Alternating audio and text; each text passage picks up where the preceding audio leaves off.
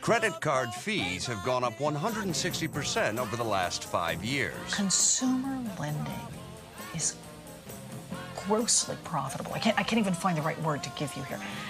Consumer lending is obscenely profitable. We want to appeal to the broad scale, not just the upscale or not just a certain segment of the market. The average American household has more than $9,000 in credit card debt and spends more than $1,300 a year in interest payments.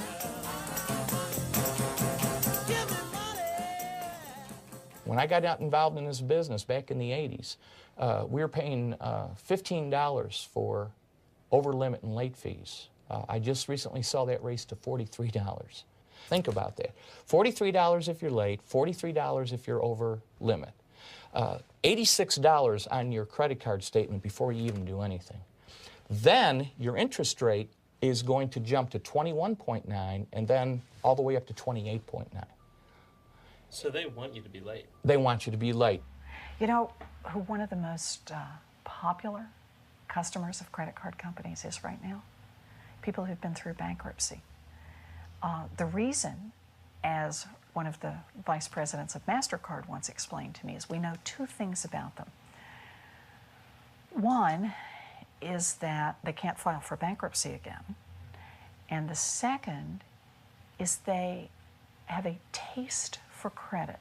And I said, what does that mean? And he said, well, they're willing to make minimum monthly payments forever. And that's where we make our money.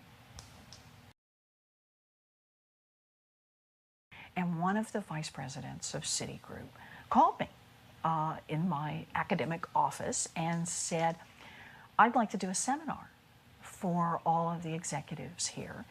And would you come in and present your statistics on bankruptcy? I had a new book out about bankruptcy. And he said, I think this is going to be very enlightening for people. And I said, sure.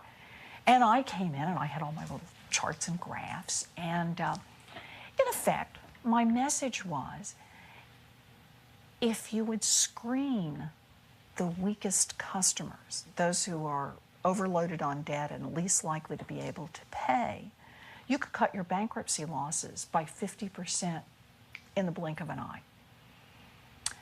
And, you know, this is several hours of presentation, of course, but lots of data to back it up and arguments back and forth. And there'd been some discussion and there was much in the room.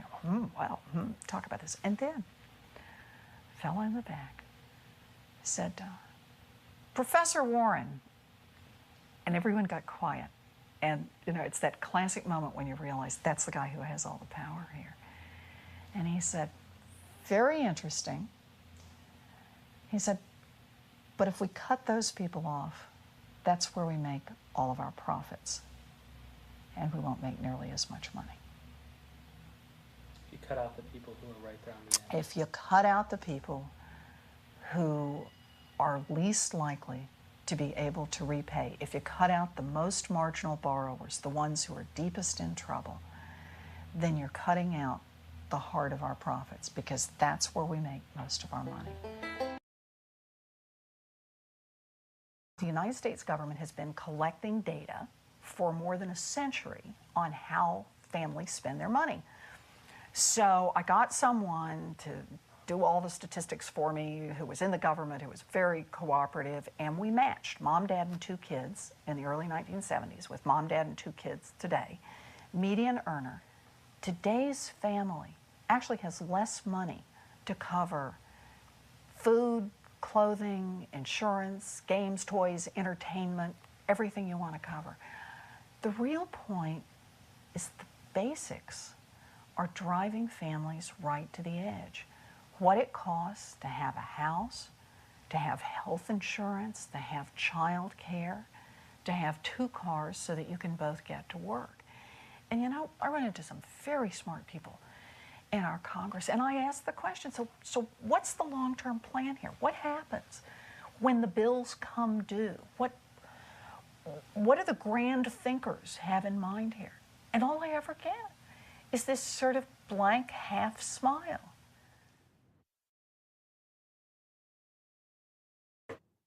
There was a bankruptcy judge down in Virginia who said to the credit card companies, how much of what you're asking for from these families is principal and how much of it is interest that has been racked up.